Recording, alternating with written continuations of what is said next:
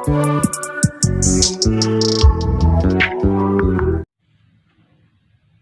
हिंद दोस्तों, welcome my YouTube channel Rama competition classes. आज हम बात करेंगे रिफ्लेक्शन ऑफ लाइट, प्रकाश का अपवर्तन। प्रकाश का अपवर्तन क्या होता है? जब प्रकाश की किरण एक माध्यम से दूसरे माध्यम में जाती है तो वो अभिलंब से दूर या अभिलंब की ओर झुक जाती है। इस क्रिया को प्रकाश का अपवर्तन कहते हैं। देखेंगे reflection of light.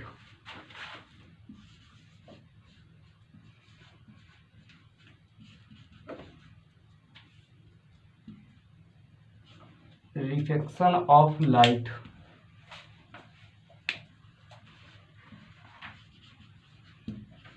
Reflection of light,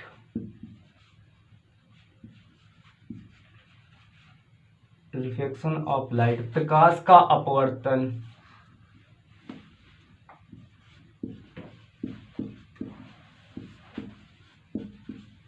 प्रकाश का अपवर्तन,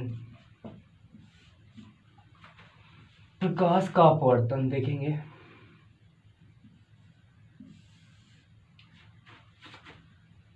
यहाँ से अभिलंब डाल दिया। ये हो गया एक मीडियम रेयर,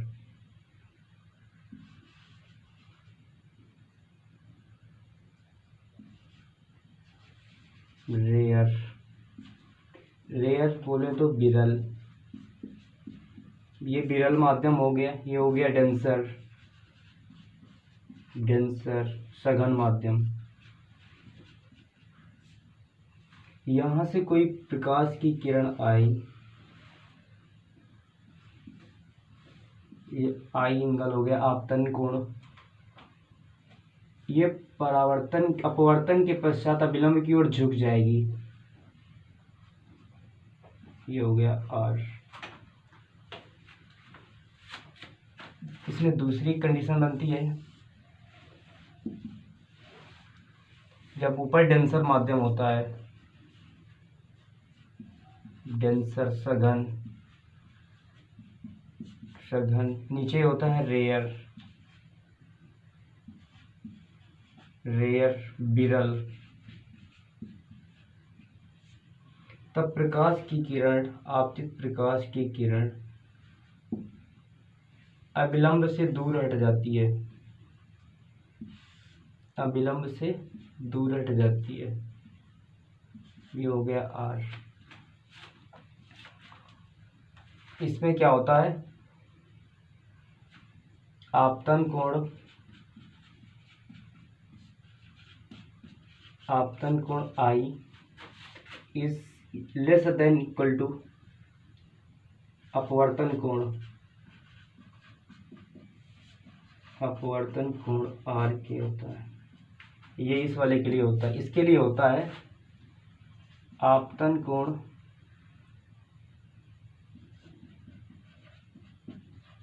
आपतन कोण आई ग्रेटर देन अपवर्तन कोण,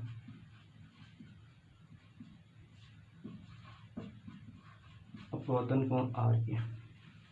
अब इसमें देखेंगे रिफ्लेक्शन ऑफ लाइट क्या होता है। जब कोई प्रकाश की किरण विरल माध्यम से सघन माध्यम की ओर जाती है तो वो अभिलंब की ओर झुक जाती है, या जब कोई प्रकाश की किरण सघन माध्यम से विरल माध्यम में जाती है तो वो अभिलंब से दूर हट जाती है। इसी क्रिया को प्रकाश का अपवर्तन कहते हैं। आगे इसमें देखेंगे,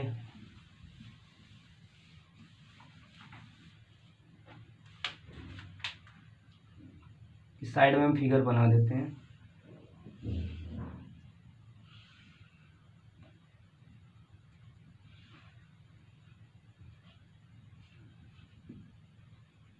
ये हो गया रेयर माध्यम, रेयर विरल। ये हो गया डेंसर सघन। ये हो गया अभिलंब।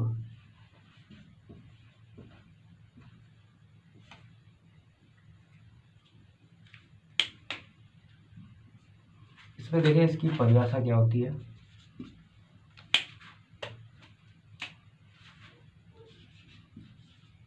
जब प्रकाश की किरण एक माध्यम से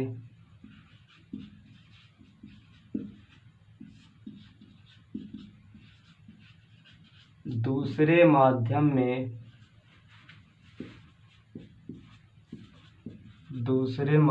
में जाती है तो वो अविलंब से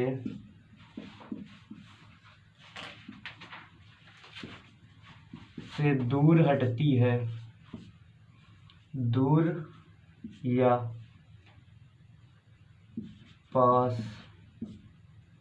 जब कोई प्रकाश की किरण एक माध्यम से दूसरे माध्यम में जाती है तो वो अविलंब से दूर या पास हटती है। इस क्रिया को, इस घटना को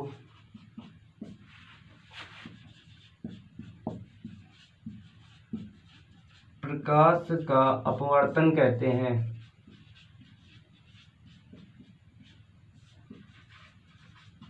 अपवर्तन कहते हैं। प्रकाश का अपवर्तन क्या होता है? जब प्रकाश की किरण एक माध्यम से दूसरे माध्यम में जाती है तो वो अविलंब से दूर हटती है या अविलंब के पास जाती है। इस घटना को प्रकाश का अपवर्तन कहते हैं। इसमें अब आगे देखेंगे। इसमें दो घटनाएं होती हैं। एक तो ये वाली होती है अविलंब के पास जाने वाली, एक अविलंब से दूर जाने वाली घटना होती है, जो अभी अपने अभी चर्चा किया था उसके बारे में। अब देखेंगे दोबारा इसको फिर। ये अविलंब हो गया इसका नॉर्मल। ये आपतित किरण आई कोण पर आई, परावर्तन अपवर्तन के पश्चात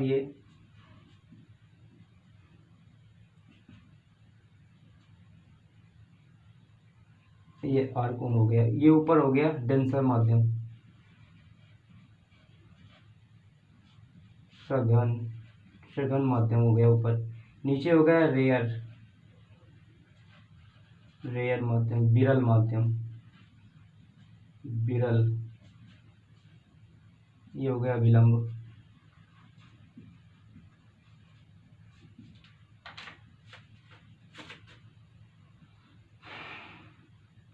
ये हो गया N2, ये हो गया N1, ये हो गया N2, ये हो गया N1। आगे देखेंगे दो घटनाएं होती है। जब कोई प्रकाश की किरण विरल माध्यम से सघन माध्यम में जाती है तो अविलंब की ओर झुक जाती है। जब कोई प्रकाश की किरण सघन माध्यम से विरल माध्यम में जाती है तो अविलंब से दूर हट जाती है। ये दो घटनाएं इसमें होती हैं अपवर्तन में। पहली घटना देखेंगे।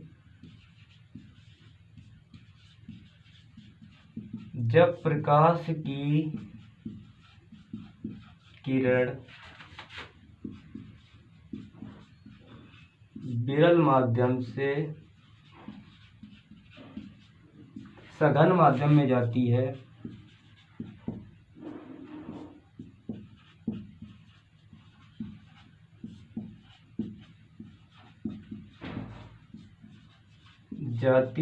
तो वह अविलंब की ओर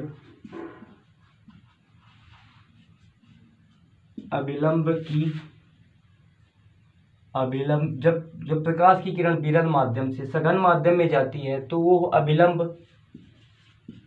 की ओर झुक जाती है।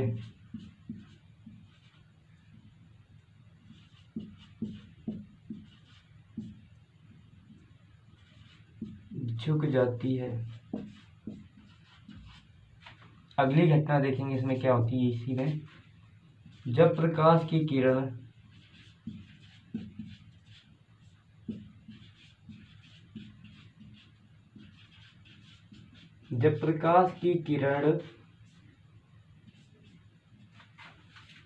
सघन माध्यम से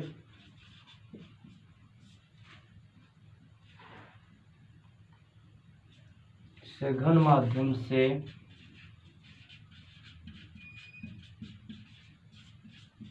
विरल माध्यम में जाती है,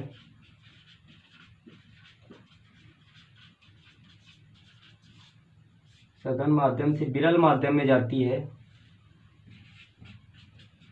तो वो अविलंब से दूर हट जाती है।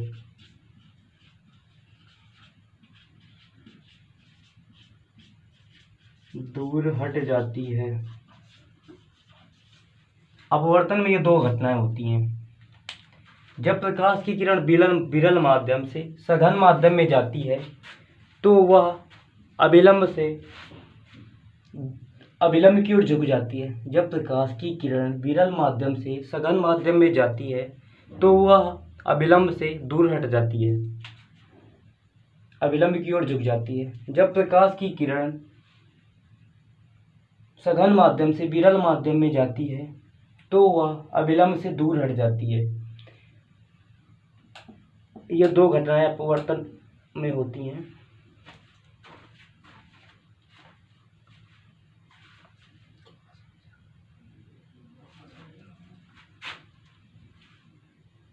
ये आप देख चुके हैं स्पीकर में,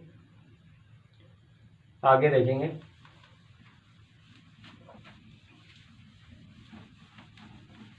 अपवर्तन के दो नियम होते हैं। अपवर्तन के दो नियम होते हैं। पहला नियम क्या होता है, ये हो गया आपतित किरण। आपतित किरण, ये हो गया अपवर्तित किरण।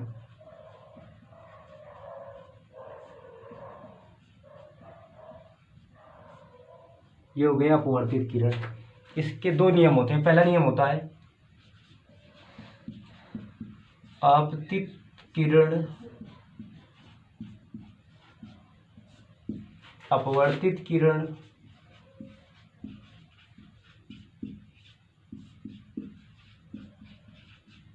आपतित किरण अपवर्तित किरण और अभिलंब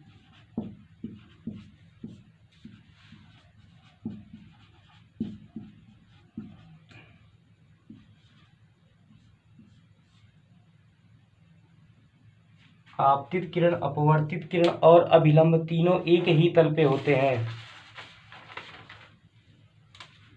आपतित किरण अपवर्तित किरण और अभिलंब तीनों एक ही तल में होते हैं। दूसरा नियम होता है, इसे स्नेल का नियम कहते हैं। दूसरे नियम को, पहला नियम आपतित किरण अपवर्तित किरण और अभिलंब तीनों एक ही तल में होते हैं। दूसरा नियम देखेंगे, दूसरे नियम को स्नेल का नियम भी कहते हैं। स्नेल का नियम,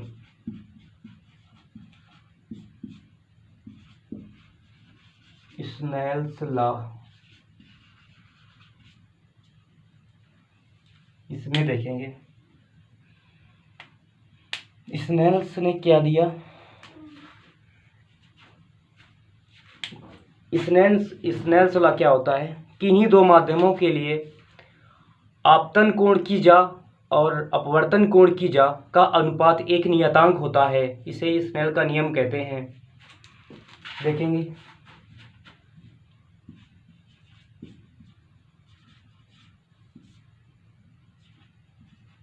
किन्हीं दो माध्यमों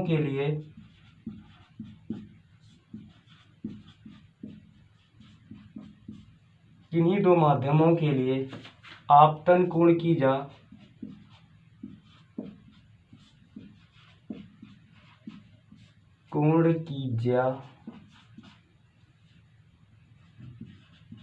ज्या को साइन कहते हैं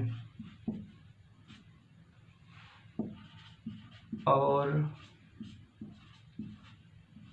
अपवर्तन कोण की ज्या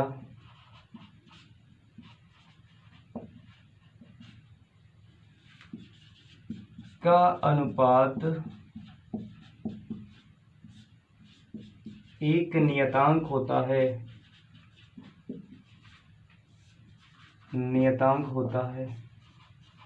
इसे स्नेल का नियम कहते हैं।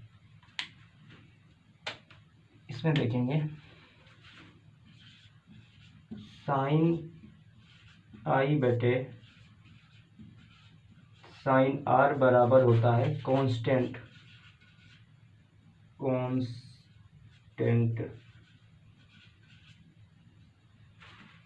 इसे n से व्यक्त करते हैं, n या म्यू से व्यक्त करते हैं, इसे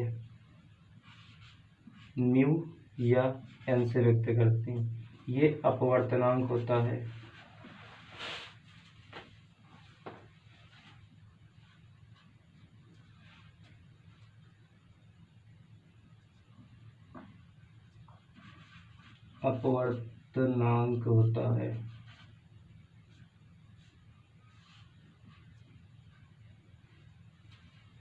साइन आई बटे साइन आर बराबर कांस्टेंट, इसे n या म्यू से व्यक्त करते हैं, इसे अपवर्तनांक कहते हैं। स्नेल का नियम क्या होता है? किन्हीं दो माध्यमों के लिए आपतन कोण की ज्या का मतलब साइन होता है, और अपवर्तन कोण की ज्या का मतलब साइन का अनुपात एक नियतांक होता है, इसे स्नेल का नियम कहते हैं। इसे ही अपवर्तन का दूसरा नियम कहते हैं। साइन आई बटे साइन आर बराबर कांस्टेंट, इसे n या म्यू से व्यक्त करते हैं, ये अपवर्तनांक होता है। आगे देखेंगे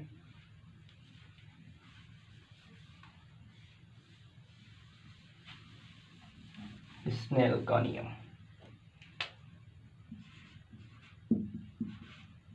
साइन आई बटे साइन आर बराबर n, इसी को हम लिख देते हैं n2/n1। यहाँ से आ जाएगा साइन आई n1 बराबर साइन आर n2।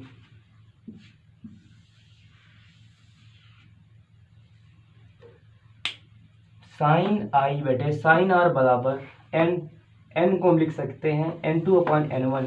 n2 क्या होता है? जहां पर प्रकाश जाती है, जहां पर प्रकाश की किरण गई है, उसका अपवर्तनांक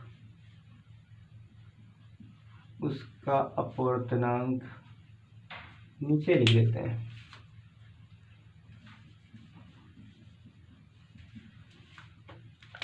n2 होता है जहां पर प्रकाश की किरण गई है, उसका अपवर्तनांक।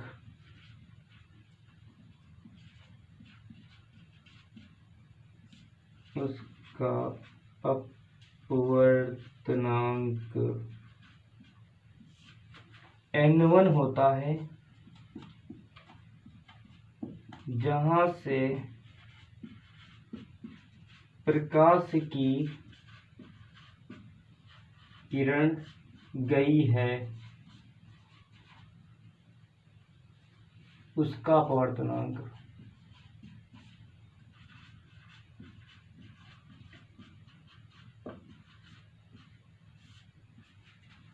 n2 क्या होता है? जहां पर प्रकाश की किरण गई है, उसका अपवर्तनांक। n1 होता है जहां से प्रकाश की किरण गई है, उसका अपवर्तनांक। आगे इसमें देखेंगे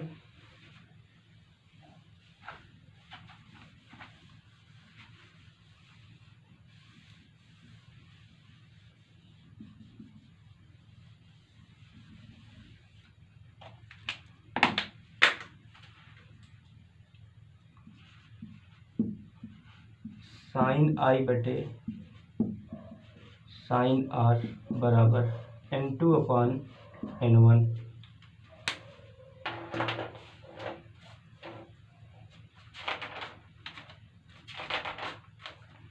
आगे देखेंगे V बराबर होता है एफ लेमडा। V बराबर होता है एफ लेमडा। किसी माध्यम में चाल बराबर होता है आवृत्ति गुणित तरंग दैर्ध्य के। V बराबर एफ लेमडा और N बराबर होता है C/V के।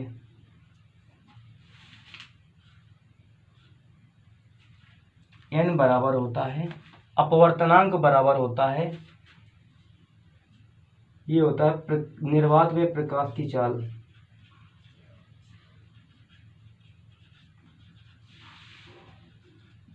प्रकाश की चाल बटे माध्यम में प्रकाश की चाल। माध्यम में प्रकाश की चाल का अनुपात नियतांक होता है, इसे ही अपवर्तनांक कहते हैं यन। अब यहाँ v की वैल्यू यहाँ रख देते हैं, यन बराबर आ जाएगा C/F लेमडा। F क्या है, F यहाँ लिखे दे रहे हैं, जहाँ F बराबर F है प्रकाश की आवृत्ति। प्रकाश की आवृत्ति लेमडा बराबर है प्रकाश की तरंग दैर्ध्य।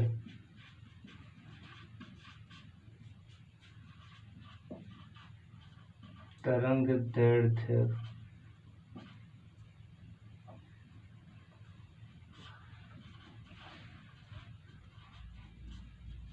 लेमडा बराबर प्रकाश की तरंग दैर्ध्य। F बराबर है प्रकाश की आवृत्ति।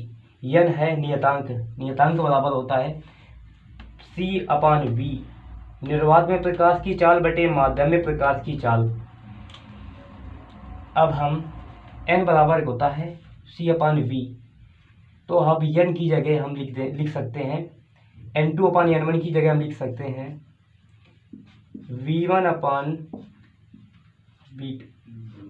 V1/V2 साइन आई बटे साइन आर बराबर N2/N1 बराबर V1/V2।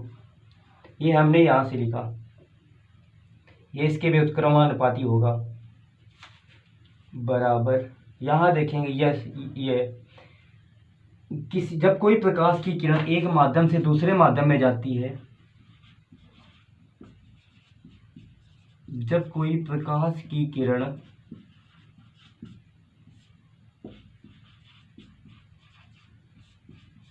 एक माध्यम से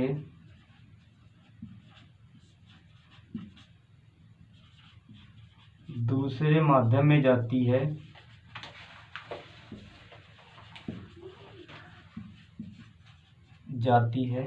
तो उसकी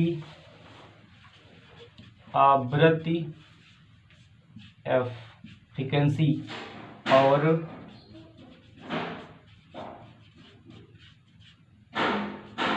प्रकाश का रंग नहीं बदलता है।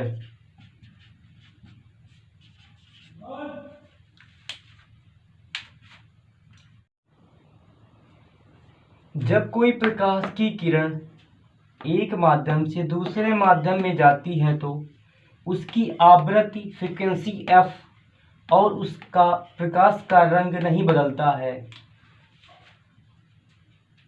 और बदलता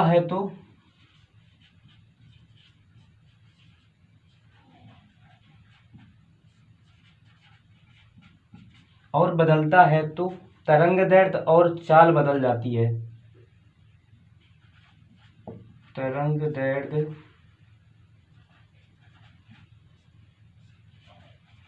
और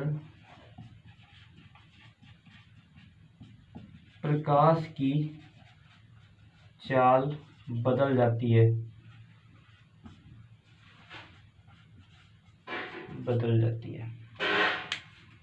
अब यहाँ से वैल्यू लिख देंगे हम।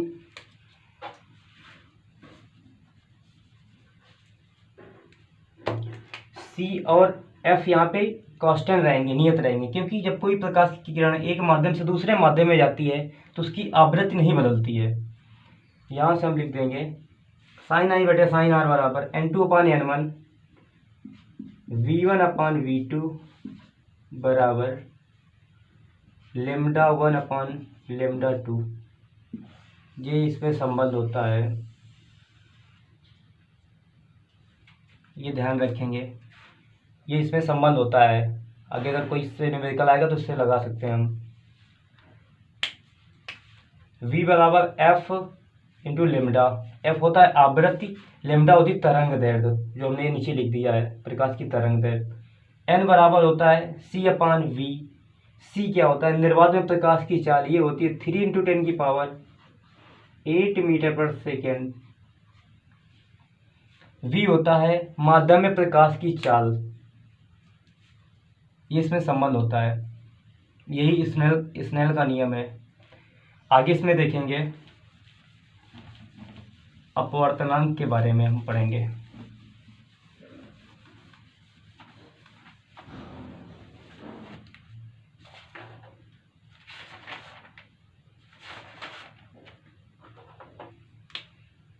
अपवर्तनांक क्या होता है?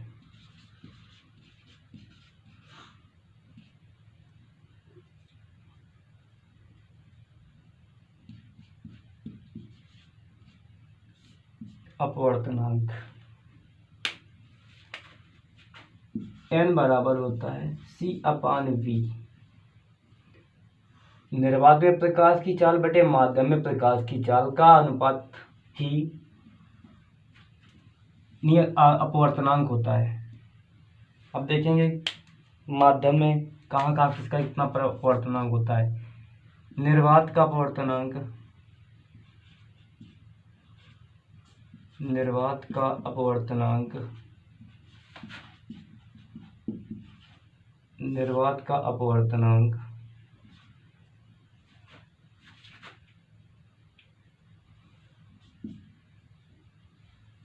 1 होता है। निर्वात का अपवर्तनांक 1 होता है और प्रकाश की चाल 3 × 10⁸ मीटर पर सेकेंड होती है। वायु में प्रकाश की चाल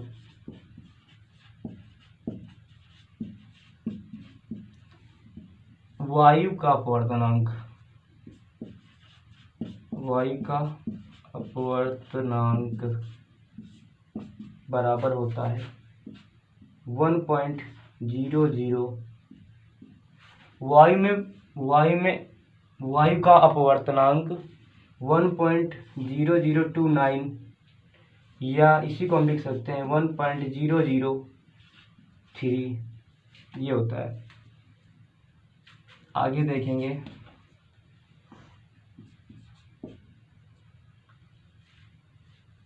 जल का अपवर्तनांक।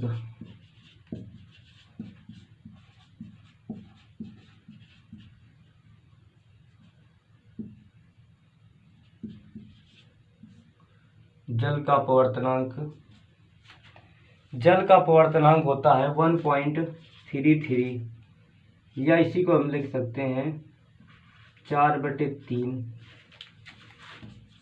आगे देखेंगे कांच का अपवर्तनांक। कांच का अपवर्तनांक, कांच का अपवर्तनांक होता है 1.55। कांच के ही अपवर्तनांक के बराबर ग्रिसेलिन का अपवर्तनांक होता है। ग्रिसेलिन का अपवर्तनांक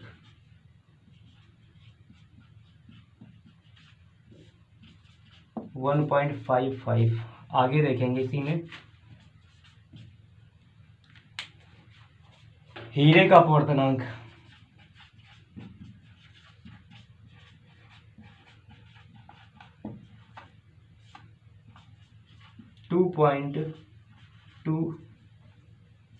2.24 होता है। हीरे का अपवर्तनांक 2.42 होता है। इसके बाद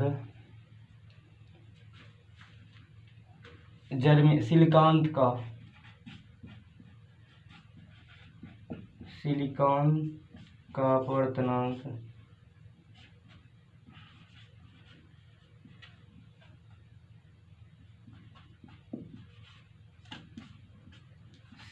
का अपवर्तनांक होता है 3.9। इसके बाद देखेंगे जर्मेनियम का।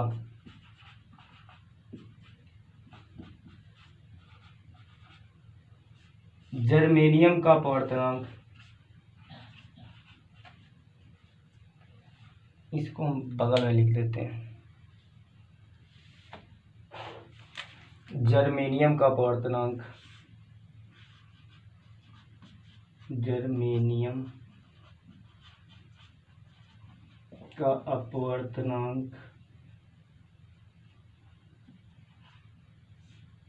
ये 4 होता है। जर्मेनियम का अपवर्तनांक 4 होता है। निर्वात का अपवर्तनांक 1 होता है। निर्वात में प्रकाश की चाल 3 × 10⁸ मीटर प्रति सेकंड होती है। वायु का अपवर्तनांक 1.0029 या 1.003 होती है और वायु में प्रकाश की चाल भी लगभग इतनी होती है, 3 × 10⁸ मीटर प्रति सेकंड होती है। जल का अपवर्तनांक 1.33 या 4/3 होता है और जल में प्रकाश की चाल, आगे सभी माध्यमों में हम प्रकाश की चाल निकालेंगे अपवर्तनांक के माध्यम से, इससे निकाल देंगे। V बराबर, यहाँ से एक फार्मूला और होता है।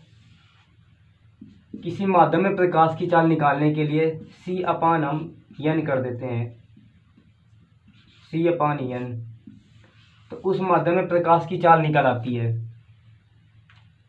C जहाँ है निर्वात में प्रकाश की चाल, n अपवर्तनांक हो जाएगा उस माध्यम का, तो V उस माध्यम में प्रकाश की चाल निकल आएगी।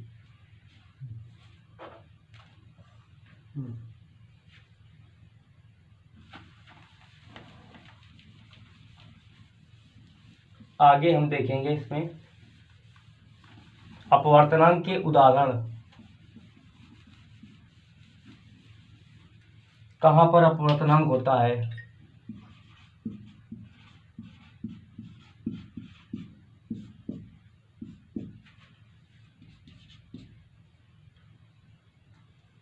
सबसे पहले तारों का टिमटिमाना।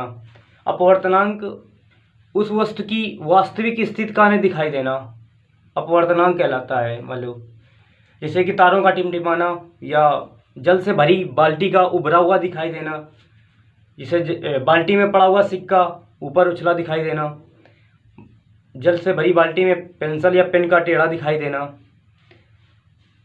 और इसी तरीके से और देखेंगे। पहले इनको देखते हैं। तारों का टिमटिमाना,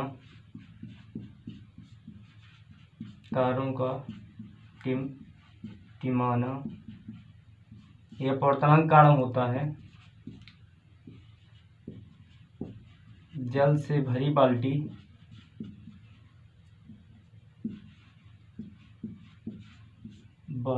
या बीकर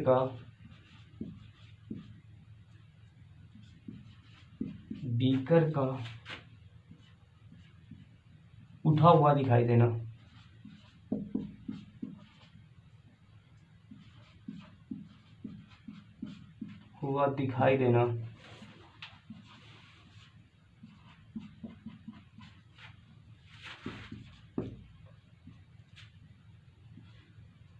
जल से भरी बाल्टी में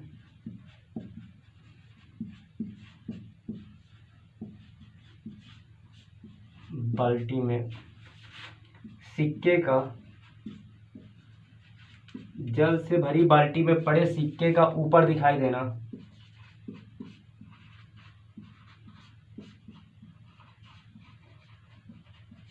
दिखाई देना। जल से भरी बाल्टी में कोई भी चीज़ हो, तली पे डाली जाए तो थोड़ा हल्का तली से ऊपर उठाई उठी दिखाई देती है, यह अपवर्तनांक कण होता है। जल में परी पेंसिल का टेढ़ा दिखाई देना।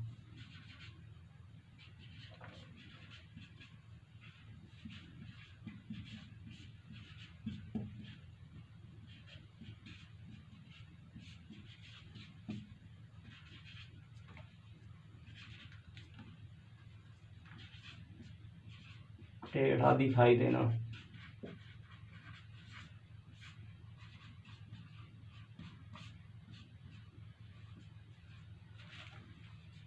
अगला, सूर्य उदय और अस्त से पहले दिखाई देना। सूर्य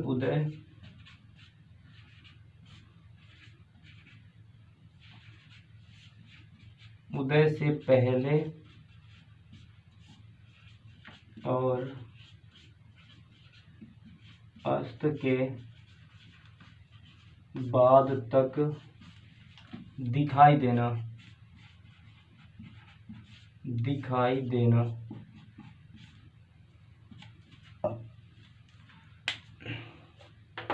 अपवर्तनांक के उदाहरण: तारों का टिमटिमाना, जल से भरी बाल्टी या बीकर का उठा हुआ दिखाई देना, जल से भरी बाल्टी में सिक्के का ऊपर दिखाई देना, जल से भरी बाल्टी में पड़ी पेंसिल का टेढ़ा दिखाई देना, सूर्य उदय से पहले और अस्त के बाद तक दिखाई देना। ये आदि अपवर्तनांक के उदाहरण होते हैं। अपवर्तनांक में क्या होता है, उस वस्तु की वास्तविक स्थिति न दिखा के दूसरी स्थिति हमें दिखाती है। अपवर्तनांक में तारों का टिमटिमाना, जल से भरी बाल्टी या बीकर का उठा हुआ दिखाई देना, जल से भरी बाल्टी में सिक्के का ऊपर उठा दिखाई देना, जल से भरी बाल्टी में पेंसिल का टेढ़ा दिखाई देना, सूर्य उदय से पहले और अस्त के बाद तक दिखाई देना आदि अपवर्तनांक के उदाहरण होते हैं। आज के लिए इतना ही रखते हैं। Thank you for watching my video. Please like, share and subscribe my YouTube channel.